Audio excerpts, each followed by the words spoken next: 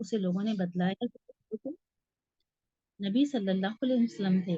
چنانچہ آپ صلی اللہ علیہ وسلم کے دروازے پر حاضر ہوئی، وہاں کوئی دربان موجود نہیں تھا۔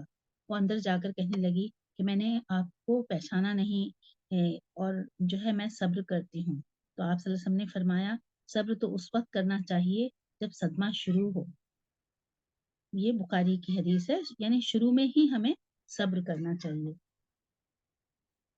صبر اور نماز تو جو ہے ہر اللہ والے کے لیے دو بڑے ہتھیار ہیں۔ نماز کے ذریعے سے ایک مومن کا رابطہ اور تعلق اللہ تعالیٰ سے استوار ہوتا ہے، جس سے اللہ تعالیٰ کی تائید و نصرت حاصل ہوتی ہے۔ صبر کے ذریعے سے کردار کی پختگی اور دین میں استقامت حاصل ہوتی ہے۔ حدیث میں آتا ہے اذا حزبہ امر فزع الا الصلاۃ، مسند احمد کی حدیث ہے 388 5/388۔ اور آپ صلی اللہ علیہ وسلم کو جب بھی کوئی شدید معاملہ پیش آتا تو آپ کیا کرتے تھے؟ فوراً نماز کا اہتمام کرتے۔ تو میری پیاری بہنوں، ہم کو بھی نماز کا اہتمام کرنا چاہیے۔ نماز کی جو پابندی عام لوگوں کے لیے تو بہت گراں گزرتی ہے، لیکن جو خشوع و خضوع کرنے والے ہیں نا ان کے لیے بالکل بھی یہ راحت کا باعث ہوتی ہے۔ بڑے صفا الذين يظنون أنهم ملاقو ربهم وأنهم إليه راجعون، جو جانتے ہیں کہ بے شک وہ اپنے رب سے ملاقات کرنے والے ہیں اور یقیناً وہ اسی کی طرف لوٹ کر جانے والے ہیں۔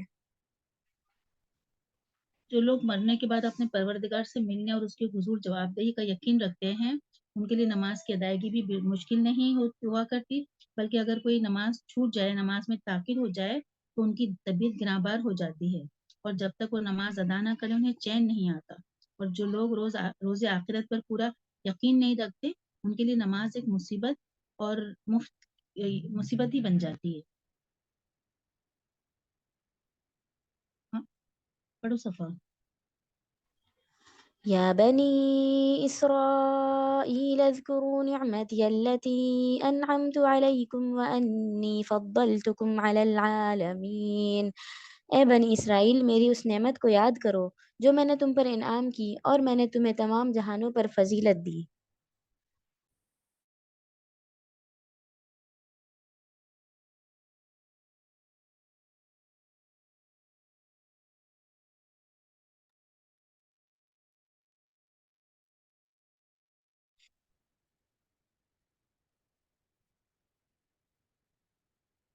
یہاں پر جو ہے یہ بنی اسرائیل، اللہ سبحانہ وتعالیٰ سے نا بنی اسرائیل سے مخاطب ہو کر کہہ رہے ہیں کہ اے بنی اسرائیل، یاد کرو میری وہ نعمت جو میں نے تمہیں انعام کی اور تمہیں تمام جہانوں پر فضیلت دی۔ یعنی بنی اسرائیل کو انعامات اللہ سبحانہ وتعالیٰ یاد کرا رہے ہیں جو ان پر کیے گئے۔ ان کو قیامت کے دن سے ڈرایا جا رہا ہے جس دن کوئی کسی کے کام نہیں آئے گا اور نہ ہی کوئی سفارش قبول کی جائے گی، کوئی معاوضہ نہیں لیا جائے گا، کوئی مددگار نہیں آئے گا۔ ایک انعام یہ بیان فرمایا کہ ان کو تمام جہانوں پر فضیلت دی، یعنی امت محمدیہ سے پہلے افضل العالمین ہونے کی یہ فضیلت صرف بنو اسرائیل کو حاصل تھی، جو انہوں نے اپنی معصیت الہی کا ارتکاب کر کے گنوا دی، اور امت محمدیہ کو خیر امت کے لقب سے نوازا گیا۔ اس میں اس امر پر تنبیہ ہے کہ انعامات الہی کس خاص نسل کے ساتھ وابستہ نہیں ہیں، بلکہ یہ ایمان اور عمل کی بنیاد پر ملتے ہیں، اور یہ ایمان و عمل سے محرومی پر سلب کر لیے جاتے ہیں۔ جس طرح امت محمدیہ بھی اس وقت اپنی بد عملیوں اور شرک و بدعت کے ارتکاب کی وجہ سے خیر امت کی بجائے شر امت بنی ہوئی ہے۔ یہود کو یہ دھوکہ بھی تھا کہ ہم تو اللہ کے محبوب اور چہیتے ہیں، اس لیے مواخذہ ہمارا آخرت سے ہم محفوظ رہیں گے، ہمارا کوئی مواخذہ نہیں ہوتا ہے، حساب کتاب نہیں ہوگا۔ اللہ تعالیٰ نے فرما دیا کہ وہاں اللہ کے نافرمانوں کو کوئی سہارا نہیں دے سکے گا۔ اسی فریب میں امت محمدیہ بھی مبتلا ہے، یعنی شفاعت کو جو اہل سنت کے یہاں مسلمہ ہے نا کہ اپنی بدعملی کا جواز انہوں نے یہ لیا ہے کہ یقیناً شفاعت آپ صلی اللہ علیہ وسلم فرمائیں گے اور اللہ تعالیٰ آپ صلی اللہ علیہ وسلم کی شفاعت قبول کریں گے اور وہ چھوٹ جائیں گے۔ لیکن یہاں پر گناہ گار جو ہیں ان کو جہنم میں سزا دینے کے بعد، جو مسلمان ہیں نا اور گناہ گار ہیں تو انہیں جہنم میں جو سزا ہوگی وہ دینے کے بعد आप सल्लल्लाहु अलैहि वसल्लम की शफाअत पर वो जहन्नम से निकाले जाएंगे। लेकिन जिन्होंने शिर्क किया और आप सल्लल्लाहु अलैहि वसल्लम का इनकार किया, उनको शफाअत नसीब नहीं होगी। एक वक्त वो था जब बनी इसराइल को इल्म की फजीलत की धाक बैठी हुई थी उनकी, लेकिन अल्लाह की इस नेमत पर इसका उल्टा असर हुआ, और बजाय इसके कि वो शुक्र अदा करते, वो जो है उनके हुजूर जो है उन्होंने तकब्बुर किया और ये समझ बैठे कि हम चूंकि अंबिया की औलाद हैं, लिहाजा अल्लाह के महबूब और चहीते हैं, लिहाजा में अजाब नहीं होगा। और ये बात के अकीदे में उनके दिलों में बस रासिक हो गई। हाँ, पढ़ो सफा। واتقوا يوما لا تجزي نفس عن نفس شيئا ولا يقبل منها شفاعة ولا يؤخذ منها عدل ولا هم ينصرون۔ اور اس دن سے ڈرتے رہو جب کوئی کسی کو نفع نہ دے سکے گا اور نہ ہی اس کی بابت کوئی سفارش قبول ہوگی اور نہ کوئی بدلہ اس کے عوض لیا جائے گا اور نہ وہ مدد کیے جائیں گے۔ ان کے اسی غلط عقیدے کا اس آیت میں جواب دیا گیا کہ عذاب سے نجات کی جو 4 صورتیں ممکن ہیں، ان میں سے کوئی بھی تمہارے کام نہیں آ سکے گی، یعنی نہ ہی کوئی شخص کسی دوسرے کا بوجھ اٹھائے گا اور نہ کسی کی سفارش کام آئے گی اور نہ وہ فدیہ لے کر چھوٹ سکیں گے اور نہ ہی اللہ کے مقابلے میں وہاں ان کا کوئی حامی یا مددگار ہوگا۔ لہٰذا خوب سمجھ لو کہ انبیاء کی اولاد ہونے کی بنا پر تم کبھی بھی اپنے کرتوتوں کی سزا سے نہیں بچ سکو گے۔ پڑھو بیٹے۔ وَإِذْ نَجَّيْنَاكُمْ مِنْ آلِ فِرْعَوْنَ يَسُومُونَكُمْ سُوءَ الْعَذَابِ يُذَبِّحُونَ أَبْنَاءَكُمْ وَيَسْتَحْيُونَ نِسَاءَكُمْ وَفِي ذَلِكُمْ بَلَاءٌ مِّن رَّبِّكُمْ عَظِيمٌ۔ اور جب ہم نے تمہیں فرعونیوں سے نجات دی جو تمہیں بدترین عذاب دیتے تھے، جو تمہارے لڑکوں کو مار ڈالتے اور تمہاری لڑکیوں کو چھوڑ دیتے تھے، اس نجات دینے میں تمہارے رب کی بڑی مہربانی تھی۔ فرعون نے ایک خواب دیکھا تھا جس کی تعبیر اس کے نجومیوں نے یہ دی تھی کہ بنی اسرائیل میں ایک شخص پیدا ہوگا جو تمہیں اور تمہاری سلطنت کو غارت کر دے گا۔ تو فرعون نے اس کا حل یہ سوچا کہ اپنے مملکت میں حکم دے دیا کہ بنی اسرائیل کے ہاں جو بھی بچہ پیدا ہوگا نا اسے مار ڈالا جائے، جو لڑکا ہوگا اسے مار ڈالا جائے، اور جو لڑکیاں ہوں گی انہیں اپنی لونڈیاں بنا لیا جائے، یعنی جب وہ بڑی ہوں گی تو ان کا ہم یہ کام لیں گے کہ ان کو لونڈی بنا لیں گے، اور اس طرح سے کیا ہے وہ جو انہوں نے خواب دیکھا تھا اس کی انہیں اس میں یہ صحیح لگ رہا تھا کہ اس طرح سے وہ بچ جائیں گے، یعنی اپنی حکومت کو بچانے کے لیے یہ تدبیر انہیں سجھائی دی جو کہ انتہائی ظالمانہ تھی، مگر جو کام اللہ کو منظور تھا وہ ہو کے رہا، اور فرعون کے گھر ہی میں موسیٰ علیہ السلام کی پرورش ہوئی۔ یہاں پر آل فرعون سے مراد صرف فرعون اور اس کے اہل خانہ ہی نہیں بلکہ فرعون کے تمام پیروکار ہیں، جیسا کہ آگے یہ ہے نا کہ ہم نے غرق کر دیا، غرق ہونے والے فرعون کے گھر والے ہی نہیں تھے، اس کے فوجی دیگر پیروکار بھی تھے۔ گویا قرآن میں جو ہے پیروکار کے معنوں میں جو متعین جو لفظ ہے نا وہ پیروکار کے معنوں میں استعمال ہوا ہے۔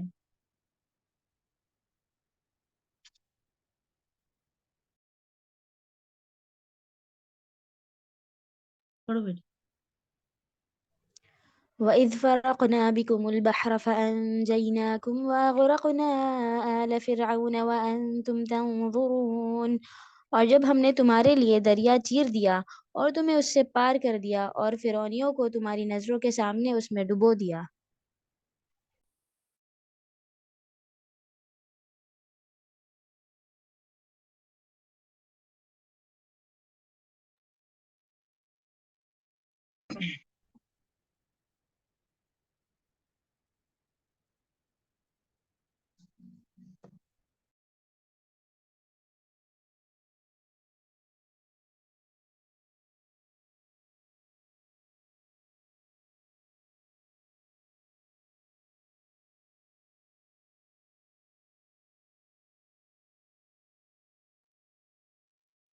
یہاں پر اللہ सुब्हानहू तआला कह रहे हैं कि हमने तुम्हारे लिए दरिया चीर दिया और तुम्हें इससे पार कर दिया और फिरौन को तुम्हारी नज़र के सामने डुबो दिया। तो यही जो अभी हमने पढ़ा ना कि फिरौनियों को सिर्फ़ उन्हीं को नहीं बल्कि उसके साथ पूरी फ़ौज जितने भी उसके साथी थे, सभी को अल्लाह सुब्हानहू तआला ने गर्क कर दिया।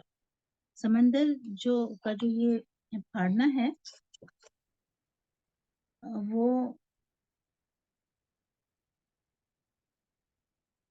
आप देखेंगे कि अल्लाह सुब्हानहू तआला ने जब लश्कर मुश्किल में फँस गया, तो उन्होंने क्या कहा अपने मूसा अलैहिस्सलाम से कि आपने तो क्या किया हमें फँसा दिया क्योंकि सामने से फ़ौज आ रही थी और जो उनके एक तरफ समंदर था और दूसरी तरफ से फ़ौज आ रही थी।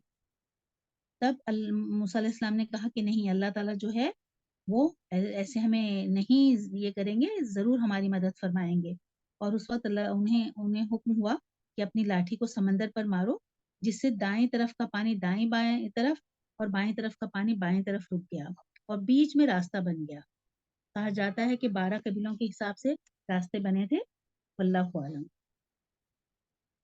और ये बस जो समंदर का पानी है ना, बिल्कुल पहाड़ की तरह जैसा दोनों साइड में हो गया और बीच में से इनकी कौम गुज़री और पीछे से फ़िरऔन भी आया, लेकिन पानी मिल गया और वो गर्क हो गया।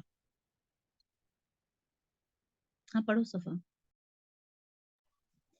وإذ واعدنا موسى 40 ليلة ثم اتخذتم العجل من بعده وأنتم ظالمون۔ اور ہم نے حضرت موسیٰ علیہ السلام سے 40 راتوں کا وعدہ کیا، پھر تم نے اس کے بعد بچڑا پوجنا شروع کر دیا اور ظالم بن گئے۔ फ़िरौन की ग़रक़ाबी के बाद बनी इसराइल जब जज़ीरे नुमा सिना में पहुँच गए, तो फिर मूसा अलैहि सलाम को 40 रातों के लिए कोहे तूर पर तलब किया गया और उन्हें अहकाम अता किए गए। मूसा अलैहिस्सलाम के जाने के बाद इस कौम ने गौशाला परस्ती शुरू कर दी। मिस्र में उस वक़्त ये रिवाज आम था। हज़रत यूसुफ अलैहिस्सलाम के बाद बनी इसराइल भी इसके शिकार हो गए थे। उन्हीं के बूदोबाश अपनाने में उन्होंने आफ़ियत समझी और जो है गौशाला परस्ती शुरू कर दी। फ़िरौन से निजात पा जाने के बाद गौशाला परस्ती के जरासीम उनसे ख़त्म नहीं हुए थे।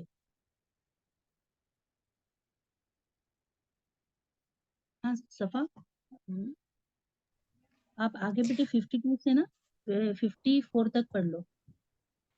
جی آنٹی۔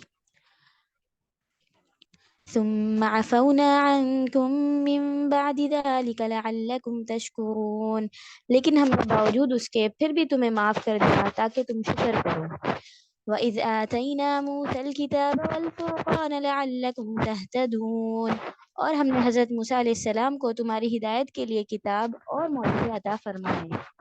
وَإِذْ قَالَ مُوسَى لِقَوْمِهِ يَا قَوْمِ إِنَّكُمْ ظَلَمْتُمْ أَنفُسَكُمْ بِاتِّخَاذِكُمُ الْعِجْلَ فَتُوبُوا إِلَى بَارِئِكُمْ فَاقْتُلُوا أَنفُسَكُمْ ذَلِكُمْ خَيْرٌ لَكُمْ عِندَ بَارِئِكُمْ فَتَابَ عَلَيْكُمْ إِنَّهُ هُوَ التَّوَّابُ الرَّحِيمُ۔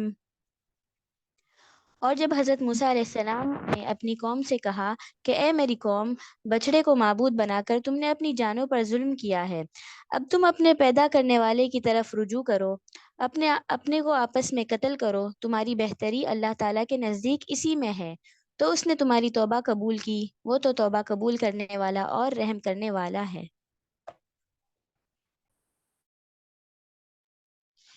بے شک موسیٰ علیہ السلام جب کوہ طور سے تورات لے کر واپس لوٹے تو انہیں بنی اسرائیل کی اس گوشالہ پرستی کا علم ہوا اور اس بات سے بہت دکھ ہوا انہیں۔ قوم سے کہا کہ اب اس ظلم کی سزا یہ ہے کہ جن جن لوگوں نے بچڑے کی پرستش کی تھی انہیں چن کے مار ڈالو۔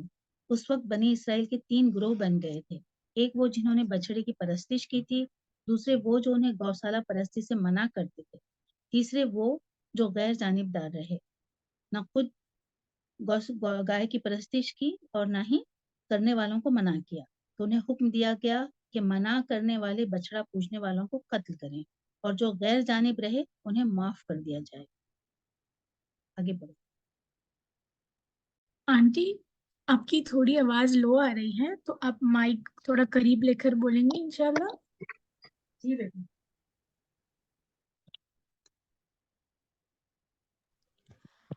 وَإِذْ قُلْتُمْ يَا مُوسَى لَن نُّؤْمِنَ لَكَ حَتَّى نَرَى اللَّهَ جَهْرَةً فَأَخَذَتْكُمُ الصَّاعِقَةُ وَأَنْتُمْ تَنظُرُونَ۔ اور تم اسے بھی یاد کرو، تم نے حضرت موسیٰ علیہ السلام سے کہا تھا کہ جب تک ہم اپنے رب کو سامنے نہ دیکھ لیں ہرگز ایمان نہیں لائیں گے۔ جس گستاخی کی سزا میں تم پر تمہارے دیکھتے ہوئے بجلی گری۔ یہ بنی اسرائیل کے کچھ ایسے بدنہاد واقع ہوئے تھے کہ موسیٰ علیہ السلام کی زبان پر بھی اعتبار نہیں کرتے تھے یہ لوگ۔ جب موسیٰ علیہ السلام تورات لے کر کوہ طور سے واپس لوٹے اور قوم کے سامنے کتاب پیش کی تو کہنے لگے، ہمیں یہ کیسے معلوم ہو کہ یہ کتاب واقعی اللہ کی طرف سے ہے اور اللہ تعالیٰ فی الواقع آپ سے ہم کلام ہوا تھا۔ اس صورت میں آپ موسیٰ علیہ السلام سخت پریشان ہوئے کہ کیا کریں، تو اللہ سبحانہ تعالیٰ نے فرمایا کہ ایسے کرو کہ 70 آدمیوں کو اپنے ساتھ لے کر آؤ۔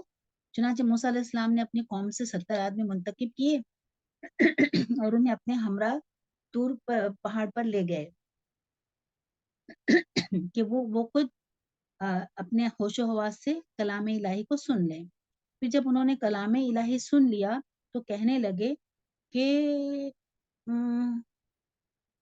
موسیٰ علیہ السلام کے پردے میں سننے کا ہمیں کچھ اعتبار نہیں۔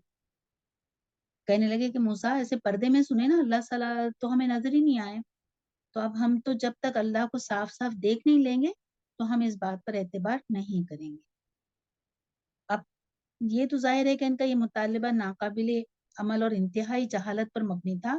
تو موسیٰ علیہ السلام جب خود بھی اللہ کی تجلی کی تاب نہ لا سکے اور بے ہوش ہو کر گر گئے تھے اور پہاڑ بھی ریزہ ریزہ ہو گیا تھا، تو بھلا یہ کیسے ہوتا ممکن کہ یہ دیکھ لیتے اللہ تعالیٰ کو؟ ان کے مطالبے پر ان پر بجلی گری اور شاید یہ بھی اللہ کی تجلی کی کوئی صورت ہو کہ آن کی آن میں اس سب ان بھسم ہو گئے۔ ہاں پڑھو۔ ثم بعثناكم من بعد موتكم لعلكم تشكرون۔ لیکن پھر اس لیے کہ تم شکر گزاری کرو، اس موت کے بعد بھی ہم نے تمہیں زندہ کر دیا۔ وَظَلَّلْنَا عَلَيْكُمُ الْغَمَامَ وَأَنزَلْنَا عَلَيْكُمُ الْمَنَّ وَالسَّلْوَىٰ كُلُوا مِن طَيِّبَاتِ مَا رَزَقْنَاكُمْ وَمَا ظَلَمُونَا وَلَٰكِن كَانُوا أَنفُسَهُمْ يَظْلِمُونَ۔ اور ہم نے تم پر بادل کا سایہ کیا اور تم پر من اور سلوہ اتارا اور کہہ دیا کہ ہماری دی ہوئی پاکیزہ چیزیں کھاؤ، اور انہوں نے ہم پر ظلم نہیں کیا، البتہ وہ خود اپنی جانوں پر ظلم کرتے رہے۔ اب موسیٰ علیہ السلام کو یہ فکر دامنگیر ہوئی کہ اکیلے واپس جا کر قوم کو کیا کہیں گے۔ چنانچہ پھر اللہ تعالیٰ سے دعا کی اور فرمایا، اے اللہ، اگر تیری یہ مشیت تھی تو آج سے پہلے انہیں اور مجھے بھی ہلاک کر دیا ہوتا، کہ آج تو ان نادان لوگوں کی بات پر ہمیں ہلاک کرتا ہے۔ مختصر یہ کہ موسیٰ علیہ السلام جب بنی اسرائیل کو لے کر وادی سینا میں پہنچے تو اس وقت یہ قوم جو ہے لاکھوں کی تعداد میں تھی۔ موسیٰ علیہ السلام نے ملک شام پر حملہ کرنے کے لیے کہا اور یہی وہ ملک تھا جس کا ان سے وعدہ کیا گیا تھا۔ تو کہنے لگے، موسیٰ، وہاں تو جابر قسم کے لوگ رہتے ہیں، لہٰذا ہم ان کے مقابلے کی سکت نہیں رکھتے۔ اگر یہ حملہ ایسا ہی ضروری ہے تو تم اور تمہارا پروردگار دونوں جا کر ان سے جنگ کرو، ہم تو یہیں بیٹھے رہیں گے۔ ان کا یہ جواب جو ہے نا دراصل اس بزدلی کی وجہ سے تھا جو مدتوں فرعون کے غلام بن کے رہے تھے، تو وہی عادت پڑ گئی تھی۔ اللہ سبحانہ و تعالیٰ نے ان کے لیے ملک شام کی فتح 40 سال تک مؤخر کر دی، اور اس عرصے میں یہ بزدل نسل مرکب جائے اور آئندہ جو نسل اس بیابان اور آزادانہ فضا میں پیدا ہو، اس میں کچھ ہمت اور جرات پیدا ہو اور وہ جہاد کے قابل بن جائیں۔ اب سوال یہ تھا کہ اس بیابان میں نہ کوئی مکان تھے اور نہ سامان کھانے پینے کا تھا، اور لوگ جو تھے لاکھوں کی تعداد میں تھے۔ تو اس صورت میں اللہ تعالیٰ نے اس طویل مدت کے لیے آسمان کو ابر آلود رکھا، جو ہے نا یہاں پہ ہے کہ ان کے اوپر سایہ کیا، آسمان کو ابر آلود رکھا، اور من و سلوہ نازل فرمایا بڑی تعداد میں۔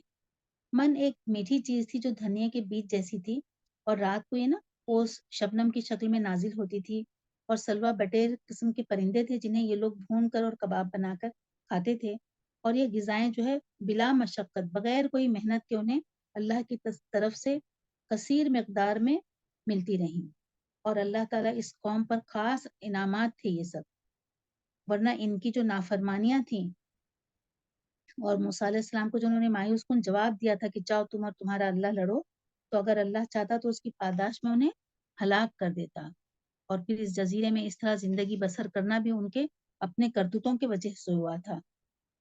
اسی کہتے ہیں کہ تاریخ میں یہ ہے کہ اسی جنگل میں حضرت ہارون علیہ السلام کی وفات ہوئی، پھر 1 سال بعد حضرت موسیٰ علیہ السلام کی بھی وفات ہو گئی۔ اکثر مفسرین کے نزدیک یہ مصر اور شام کے درمیان میدان طی کا واقعہ ہے، جب انہوں نے الہی حکم سے اعراض کرتے ہوئے نا عمالقہ کی بستی میں داخل ہونے سے انکار کر دیا تھا۔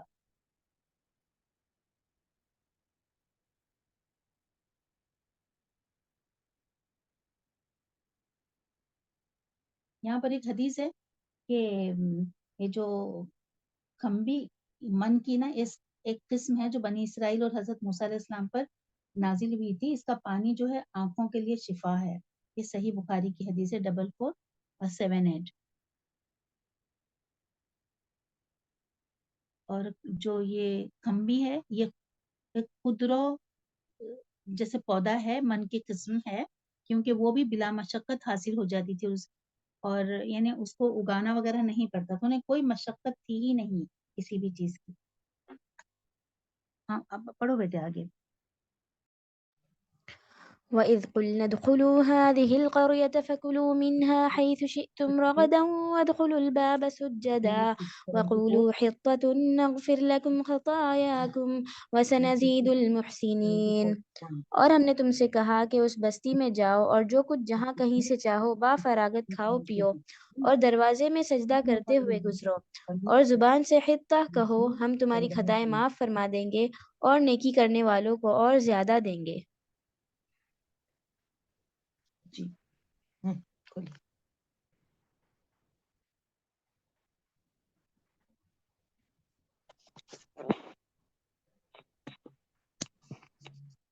پھر جب یہ تربیت کا عرصہ گزر گیا اور انہوں نے ایک بستی کو فتح کر لیا، تو ہم نے انہیں ہدایت کی کہ اس شہر میں اللہ کے حضور سجدہ ریز ہو کر اور انکساری کے انداز میں داخل ہو، اور اللہ تعالیٰ سے استغفار بھی کرنا، یعنی بدنی اور قولی جو دونوں طرح کی عبادت ہے نا، اس کے لیے فرمایا کہ حتتن کہتے ہوئے جانا، اس کے ایک معنی یہ ہے کہ ہمارے گناہ معاف کر دے، اور وہاں جا کر وہ خط و غارت گری شروع نہیں کر دینا بلکہ انہیں معاف کر دینا، تاکہ ہم تمہاری خطائیں معاف کر کے تمہیں انعامات سے نوازیں۔ اب پڑھو صفحہ۔ فبدل الذين ظلموا قولا غير الذي قيل لهم فأنزلنا على الذين ظلموا رجزا من السماء بما كانوا يفسقون۔ پھر ان ظالموں نے اس بات کو جو ان سے کہی گئی تھی بدل ڈالی، ہم نے بھی ان ظالموں پر ان کے نافرمانی کی وجہ سے آسمانی عذاب نازل کیا۔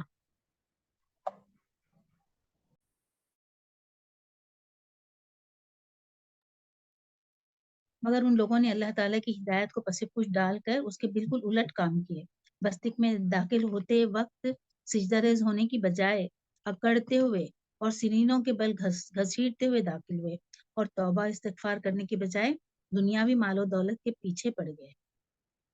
آپ صلی اللہ علیہ وسلم نے فرمایا کہ بنی اسرائیل کو حکم دیا گیا تھا کہ شہر کے دروازے میں جھک کر داخل ہونا اور زبان سے حتتن کہنا، لیکن وہ اپنی سرینوں کے بل گھسیٹتے ہوئے داخل ہوئے اور حتتن کی بجائے حبتن فی شورا یعنی دانا بالی کے اندر کہنے لگے۔ یہ بخاری کی حدیث ہے، اور مسلم میں مطلب یہ جو ہندتن فی شورا گندم اپنی بالی کے اندر کے الفاظ ہیں مسلم کی حدیث میں۔ اور شہر پر قابض ہوئے اور وہاں بدکاریاں شروع کر دی انہوں نے، جس کی سزا اللہ تعالیٰ نے انہیں یہ دی کہ آسمان سے عذاب طاعون کی وبا کی صورت میں نازل ہوا، جس کے نتیجے میں ایک روایت کے مطابق 70,000 یہود مر گئے۔ یہ آسمانی عذاب کیا تھا؟ بعض نے کہا کہ غضب الہی، سخت پالا یا طاعون۔ یہ جو ہے اس آخری معنی کی تائید حدیث سے بھی ہوتی ہے کہ آپ صلی اللہ علیہ وسلم نے فرمایا یہ تعاون اسی رجز و عذاب کا حصہ ہے کہ تم سے پہلے بعض لوگوں پر نازل ہوا۔ تمہاری موجودگی میں کسی جگہ یہ تعاون اگر پھیل جائے تو وہاں سے مت نکلو۔ اگر کسی اور علاقے کی بابت تمہیں معلوم ہو کہ وہاں تعاون ہے تو وہاں مت جاؤ۔ یہ صحیح مسلم کی حدیث ہے 92/2218۔ ہاں پڑھو بیٹے۔ وَإِذِ اسْتَسْقَىٰ مُوسَىٰ لِقَوْمِهِ فَقُلْنَا اضْرِب بِّعَصَاكَ الْحَجَرَ فَانفَجَرَتْ مِنْهُ اثْنَتَا عَشْرَةَ عَيْنًا قَدْ عَلِمَ كُلُّ أُنَاسٍ مَّشْرَبَهُمْ كُلُوا وَاشْرَبُوا مِن رِّزْقِ اللَّهِ وَلَا تَعْثَوْا فِي الْأَرْضِ مُفْسِدِينَ۔ اور جب موسیٰ علیہ السلام نے اپنی قوم کے لیے پانی مانگا تو ہم نے کہا کہ اپنی لاٹھی پتھر پر مارو جس سے 12 چشمے پھوٹ نکلے، اور ہر گروہ نے اپنا چشمہ پہچان لیا۔ ہم نے کہہ دیا اللہ تعالیٰ کے رزق کھاؤ پیو اور زمین میں فساد نہ کرتے پھرو۔ یہ واقعہ بھی اسی وادی سینا میں پیش آیا۔ سایہ اور غذا کے علاوہ انہیں پانی کی بھی شدید ضرورت تھی، یعنی کھانا تو ہو رہا تھا، ابھی پانی بھی تو چاہیے تھا، اور وہاں دور تک کہیں پانی کا نام و نشان تک نہیں تھا۔ لوگوں نے موسیٰ علیہ السلام سے پانی کی شکایت کی تو انہوں نے اللہ تعالیٰ سے پانی کے لیے دعا کی۔ اللہ نے ایک چٹان سے اتنی کثیر اور وافر مقدار میں پانی نکالا جو اس لاکھوں کے لشکر کی روزانہ ضرورت کے لیے کافی ہوتا تھا۔ یہ قوم 12 قبیلوں میں تقسیم تھی تو اللہ تعالیٰ نے اس چٹان میں بھی 12 ہی چشمے رواں کر دیے۔ کوئی شگاف بڑا تھا، کوئی چھوٹا، یعنی قبیلوں کی افراد کی جتنے لوگ تھے ان کے مطابق پانی اس طرح تقسیم ہوتا تھا۔ اس میں پانی جو ہے اس پر بھی باہمی جھگڑے کے امکانات اس طرح سے ختم ہو گئے۔ یہ چٹان اب بھی جزیرہ نمایاں سینا میں موجود ہے جسے سیاح جا کر دیکھتے ہیں، اور چشموں کے شگافوں کے نشان اب بھی اس میں دیکھے جا سکتے ہیں۔ یعنی یہ خداداد مفت کی نعمتیں جو تمہیں مہیا ہیں، ایک دوسرے سے چھین کر یا چرا کر خواہ مخواہ فتنہ اور جھگڑا کرنے کے موقع پیدا نہیں کرتے۔ یعنی فساد فی الارض کی جو یہاں پر بتایا نا کہ فساد مت کرو، ہر شخص کے نقطہ نظر کے مطابق اس میں اختلاف ہے۔ عموماً فساد فی الارض کا مطلب چوری ڈاکہ لوٹ مار ہوتا ہے نا، کہ فساد کر رہے ہیں، کچھ ڈاکہ ڈال دیا، قتل و غارت گری، ایک دوسرے کے حق کو غصب کرنا سمجھا جاتا ہے۔ یہ ایک پہلو ہے۔ مدینہ کے مسلمانوں نے منافقوں سے کہا کہ زمین میں فساد نہ کرو، تو کہنے لگے ہم کب فساد کرتے ہیں، ہم تو اصلاح کرتے ہیں۔ اور موسیٰ علیہ السلام فرعون، قارون اور حامان کو مفسد قرار دیتے تھے، تو فرعون اور اس کے درباری حضرت موسیٰ علیہ السلام اور ان کے جو پیروکار تھے ان کو فسادی قرار دیتے اور فرعون سے کہتے کہ کیا تم موسیٰ اور اس کی قوم کو یوں چھوڑ دے گا، وہ زمین میں فساد مچاتے پھریں اور تیرے معبودوں کو چھوڑ دیں۔ تو پھر فرعون نے اس قسم کے فساد فی الارض کی اصلاح کا طریقہ سوچ کر کہا کہ ہم ان کے بیٹوں کو قتل کر دیں گے، یعنی ان کی بات اس نے مان لیا کہ ہاں موسیٰ علیہ السلام جو ہے وہ فساد برپا کرتے ہیں۔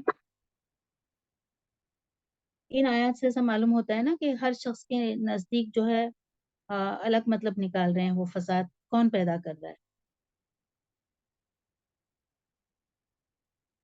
اس لحاظ سے جو شخص بھی اللہ کے اور بندوں کے آپس میں باہمی حقوق پر ڈاکہ ڈالے گا وہ فساد فی الارض کا مجرم ہوگا، اور اسی لحاظ سے اللہ کے ساتھ شرک کرنا فساد فی الارض کی سب سے بڑی قسم قرار پاتا ہے۔ اور اللہ کے دین کے خلاف سرگرمیاں، خفیہ مشورے کرنا یا بغاوت کرنا بھی اتنا ہی شدید جرم ہے جتنا ڈاکہ ڈالنا یا چوری یا زنا کرنا۔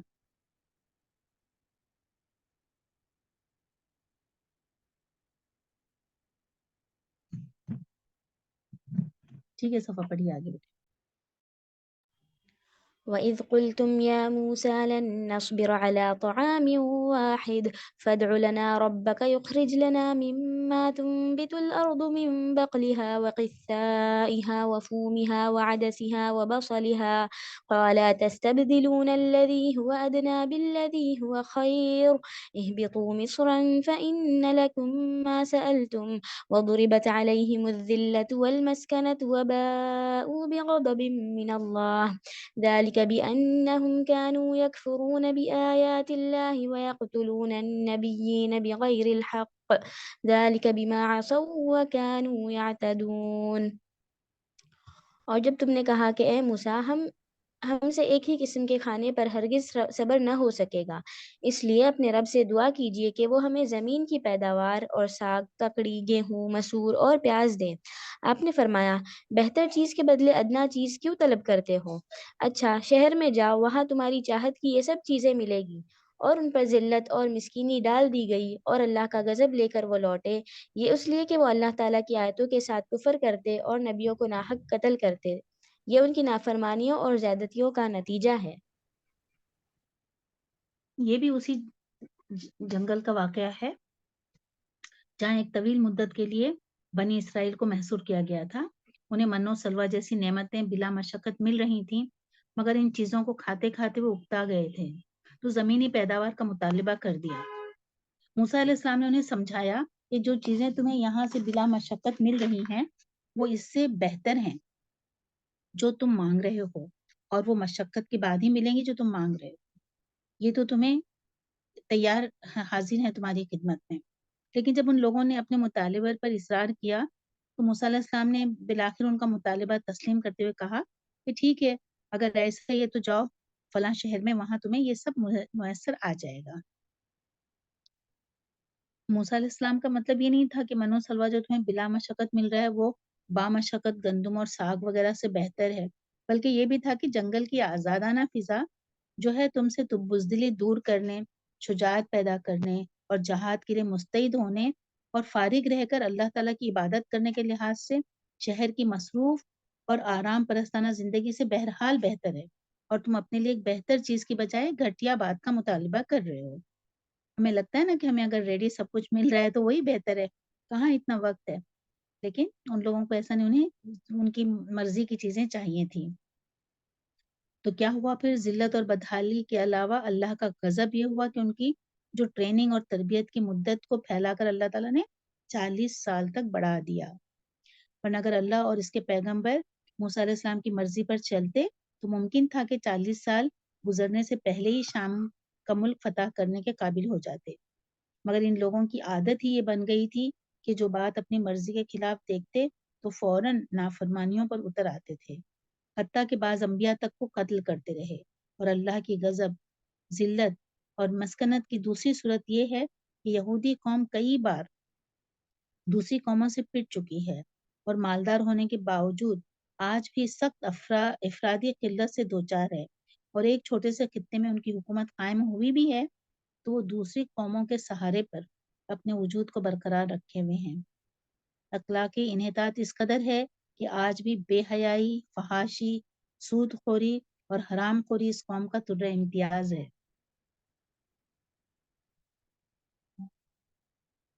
ہاں پڑھو بیٹے۔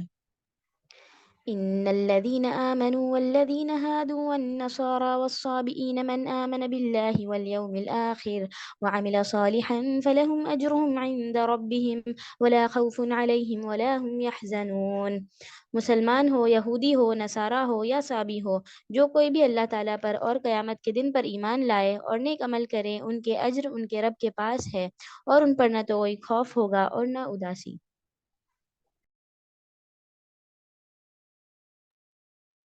یہود و نصارہ دونوں کہا کرتے تھے کہ ہم اللہ کے بیٹے اور چہیتے ہیں۔ یہود یہ بات اس لیے کہتے تھے کہ وہ پیغمبروں کی اولاد ہیں، اور نصارہ اس لیے کہ وہ اللہ کے بیٹے مسیح ابن مریم کی امت ہیں، جو ان کے عقیدے کے مطابق امت کے گناہوں کے کفارے میں سولی پر چڑھ گئے تھے۔ اللہ تعالیٰ نے ان لوگوں کے اس عقیدے پر کاری ضرب لگاتے ہوئے فرمایا کہ کوئی شخص خواہ یہودی ہو یا عیسائی ہو یا صابی، اپنا دین بدلنے والا ہو، جو بھی اللہ پر، آخرت کے دن پر ایمان لائے گا اور جواب دہی کے ڈر سے صالح عمل کرے گا، نجات صرف اسی کی ہوگی۔ نسبی رشتے اور تعلقات اس دن کسی کام نہیں آ سکیں گے۔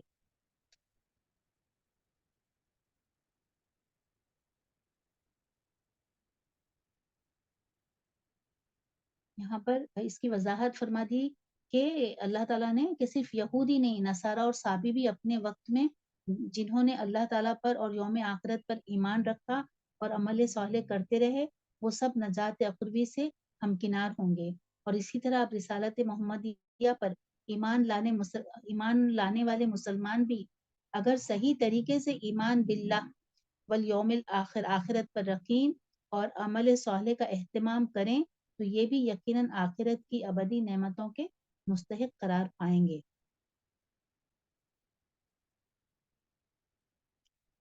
سلمان فارسی سے منقول ہے کہ جس میں وہ کہتے ہیں کہ میں نے نبی صلی اللہ علیہ وسلم سے ان اہل دین کے بارے میں پوچھا جو میرے ساتھی تھے، عبادت گزار اور نمازی تھے۔ رسالت محمدیہ سے قبل وہ اپنے دین کے پابند تھے، تو اس موقع پر یہ آیت نازل ہوئی، ان الذین آمنوا والذین ہادوا جو ہے ابھی ہم نے پڑھی، اور قرآن کریم کے دوسرے مقامات سے اس کی مزید تائید ہوتی ہے، جیسے آل عمران کی آیت نمبر 19 ہے، ان الدین عند اللہ الاسلام، اللہ کے نزدیک دین جو ہے صرف اسلام ہی ہے، جو اسلام کے سوا کسی اور دین کا متلاشی ہوگا وہ ہرگز قبول نہیں کیا جائے گا۔ اور احادیث میں بھی نبی صلی اللہ علیہ وسلم نے وضاحت فرما دی کہ اب میری رسالت پر ایمان لائے بغیر کسی شخص کی نجات نہیں ہو سکتی۔ یہ مسلم صحیح مسلم کی حدیث ہے، قسم ہے اس ذات کی جس کے ہاتھ میں میری جان ہے، میں جو شخص بھی یعنی میری اب اس وقت جو بھی حاضر تھے نا، جو شخص بھی میری بات سن لے، وہ یہودی ہو یا عیسائی، پھر وہ مجھ پر ایمان نہ لائے تو وہ جہنم میں جائے گا۔ اس کا مطلب یہ ہے کہ وحدت ادیان کی جو گمراہی چلی ہے، جہاں دیگر آیات قرآن کو نظر انداز کرنے کا نتیجہ ہے، وہاں احادیث کے بغیر قرآن کو سمجھنے کی جو کوشش کا بھی اس میں بہت دخل ہے۔ اس لیے کہنا بالکل صحیح ہے کہ احادیث صحیحہ کے بغیر قرآن کو نہیں سمجھا جا سکتا۔ اور جو صائبین ہے نا، یہ صابی کی جمع ہے، یہ قوم نہ یہودی تھی نہ نصرانی، یہ لوگ اشراق کے باشندے تھے اور زبور پڑھا کرتے تھے۔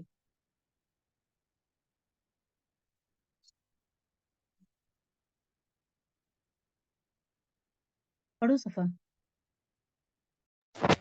وَإِذْ أَخَذْنَا مِيثَاقَكُمْ وَرَفَعْنَا فَوْقَكُمُ الطُّورَ خُذُوا مَا آتَيْنَاكُمْ بِقُوَّةٍ وَاذْكُرُوا مَا فِيهِ لَعَلَّكُمْ تَتَّقُونَ۔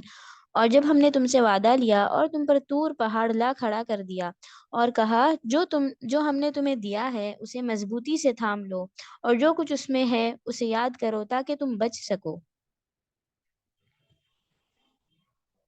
یہ واقعہ بھی بنی اسرائیل کے اس دور سے تعلق رکھتا ہے جب ان کے 70 منتخب افراد پر بجلی گرا کر انہیں ہلاک کیا گیا اور پھر دوبارہ زندہ کیا گیا تھا۔ ان کو بھی اور ان کے ساتھ بنی اسرائیل کے دوسرے لوگوں کو بھی طور کے دامن میں کھڑا کیا گیا اور ان پر طور پہاڑ کو اس طرح جھکا دیا جیسے وہ ان کے اوپر ایک سائبان ہے۔ اب پیچھے سمندر تھا اور آگے سروں کے اوپر سائبان کی طرح طور پہاڑ۔ اس وقت ان سے پوچھا گیا، بتاؤ تورات پر عمل کرتے ہو کہ نہیں اور اقرار کرتے ہو یا نہیں؟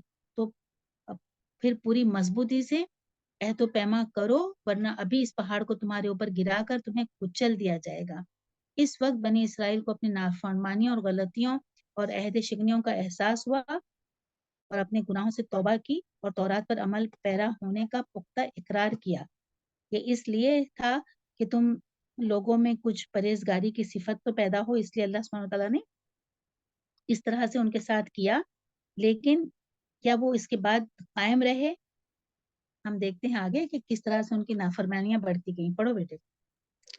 ثم توليتم من بعد ذلك فلولا فضل الله عليكم ورحمته لكنتم من الخاسرين۔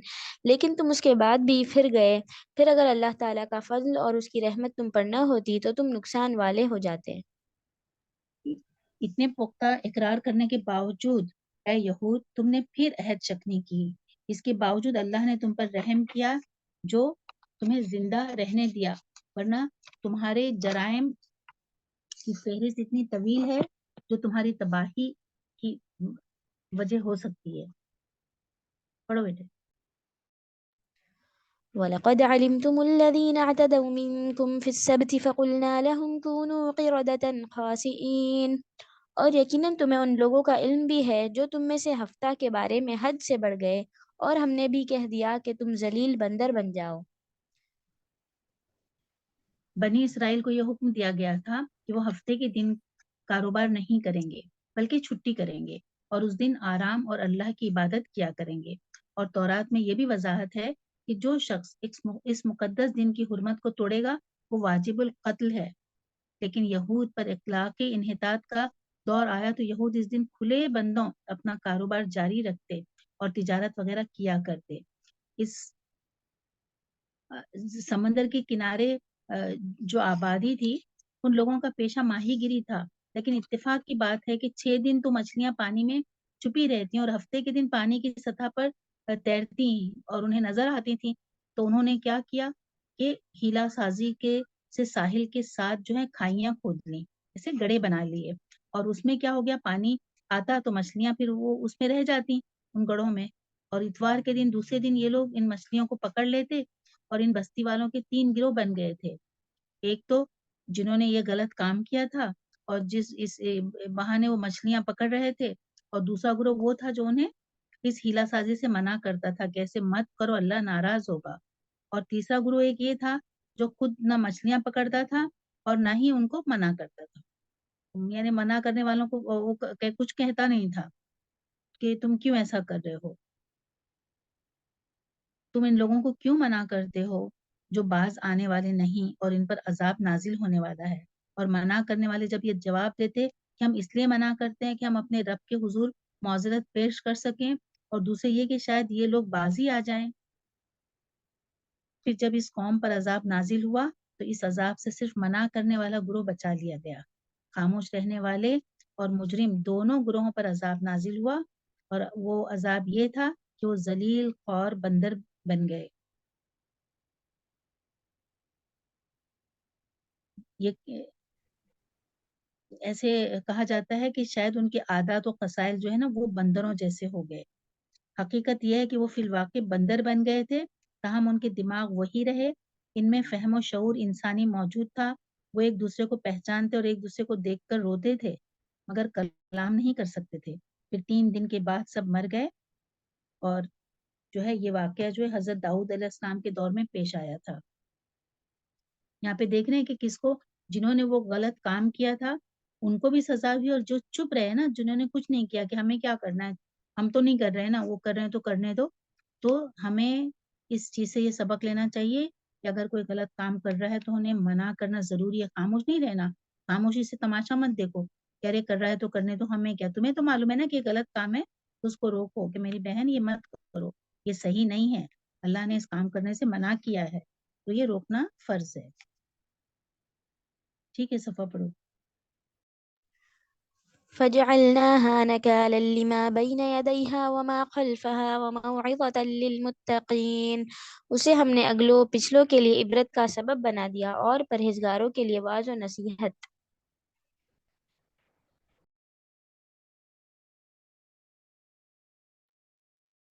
صفحہ آگے پڑھ لو بیٹے۔ اور وَإِذْ قَالَ مُوسَى لِقَوْمِهِ إِنَّ اللَّهَ يَأْمُرُكُمْ أَن تَذْبَحُوا بَقَرَةً قَالُوا وَتَتَّخِذُنَا هُزُوًا قَالَ أَعُوذُ بِاللَّهِ أَنْ أَكُونَ مِنَ الْجَاهِلِينَ۔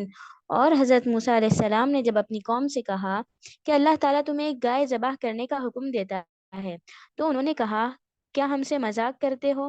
آپ نے جواب دیا کہ میں ایسے جاہل ہونے سے اللہ کی پناہ پکڑتا ہوں۔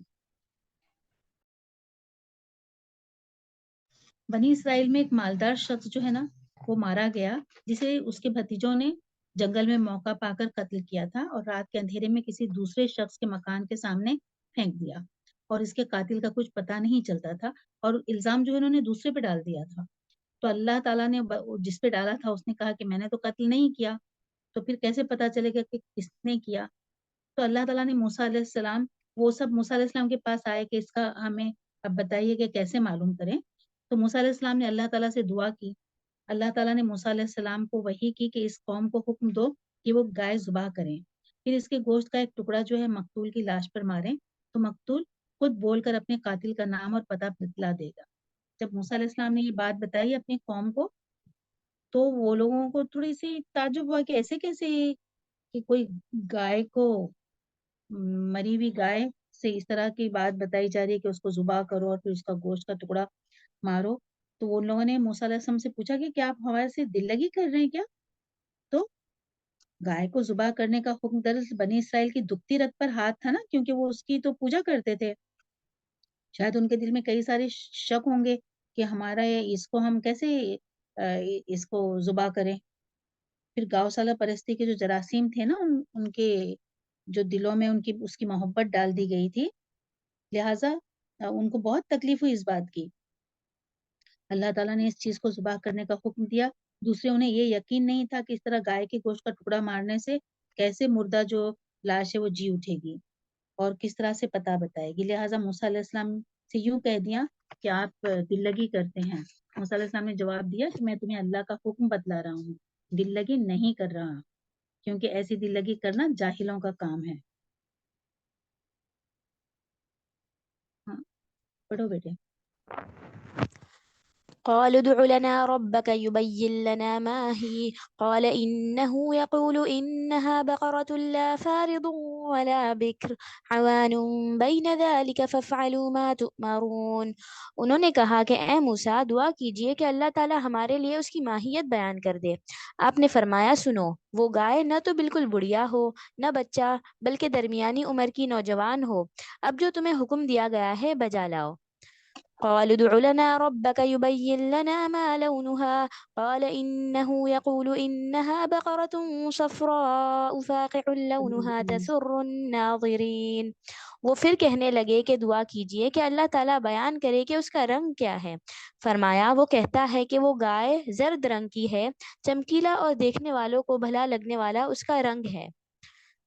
قالوا ادع لنا ربك يبين لنا ما هي إن البقرة تشابه علينا وإنا إن شاء الله لمهتدون.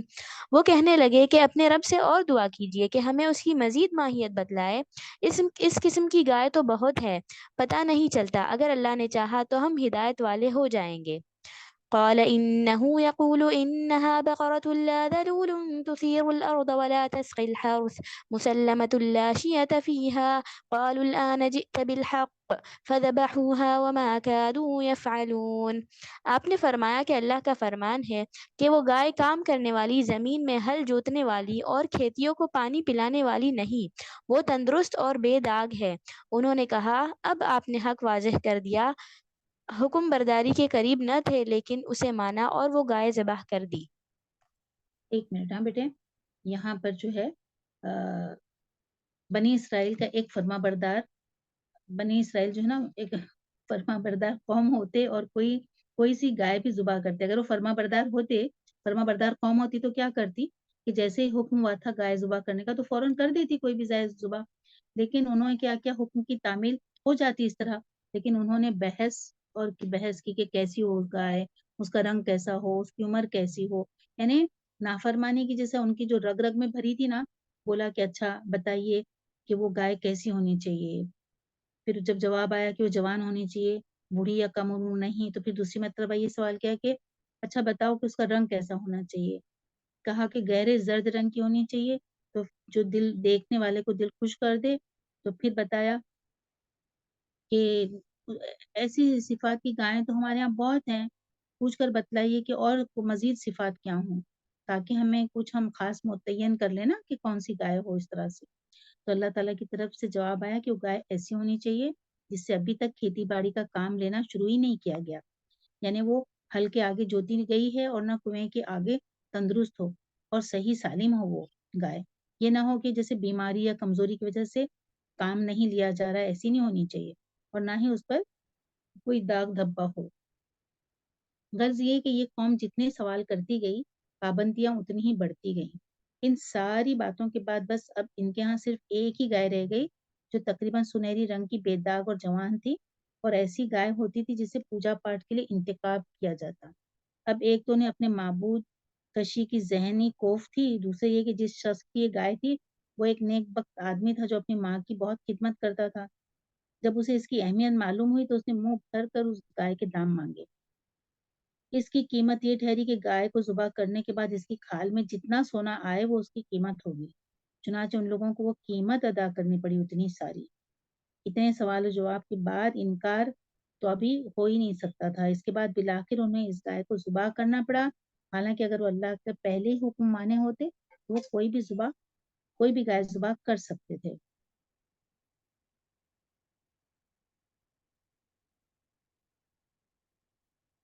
क्या बेटे? हाँ पढ़ो बेटे आगे।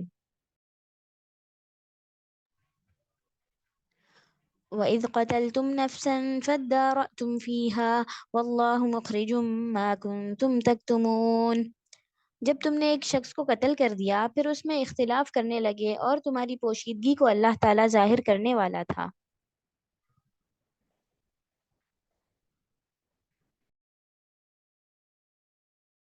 مفسرین نے لکھا ہے کہ یہ قتل کا وہی واقعہ ہے جس کی بنا پر بنی اسرائیل کو گائے ذبح کرنے کا حکم دیا گیا تھا، اور اس طرح اللہ تعالیٰ نے اس قتل کا راز فاش کر دیا، حالانکہ وہ قتل رات کی تاریکی میں لوگوں سے چھپ کر کیا گیا تھا۔ مطلب یہ ہوا کہ نیکی یا بدی تم کتنی بھی چھپ کر کرو، اللہ تعالیٰ کے علم میں ہے اور اللہ تعالیٰ سے لوگوں پر ظاہر کرنے کی قدرت رکھتا ہے۔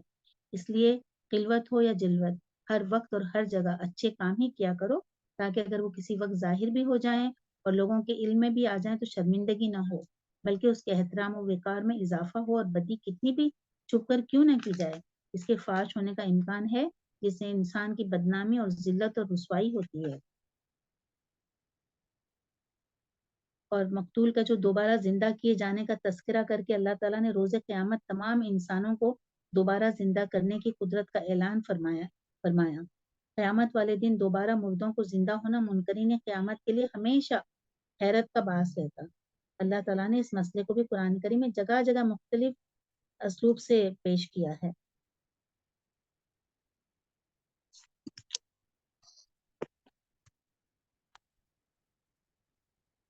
قاتلوں کا جرم صرف یہی نہیں تھا کہ انہوں نے مال و دولت کے لالچ میں آ کر اپنے چچا کو قتل کر ڈالا تھا، بلکہ ان کا دوسرا جرم یہ تھا کہ لاش کو کسی دوسرے شخص کے دروازے پر پھینک دیا تھا، ان پر شبہ نہ ہو سکے تاکہ ان پہ شبہ نہ ہو۔ تیسرے یہ کہ خود شبہ سے بچنے کی خاطر اس قتل کا الزام دوسروں پر تھوپ رہے تھے۔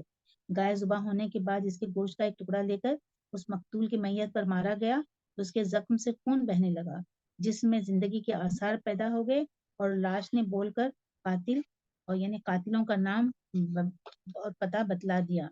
اس کے بعد پھر سے اس پر موت طاری ہو گئی۔ اس طرح جن جرائم کو یہ قوم سے چھپائے رکھنا چاہتی تھی اللہ تعالیٰ نے انہیں ظاہر کر دیا۔ چنانچہ قصاص میں یہ دونوں بھتیجے مارے گئے اور انہیں اپنے چچا کے ورثے میں سے کچھ بھی نہیں ملا۔ یہیں پر ہم ختم کرتے ہیں، وقت ہو چکا ہے۔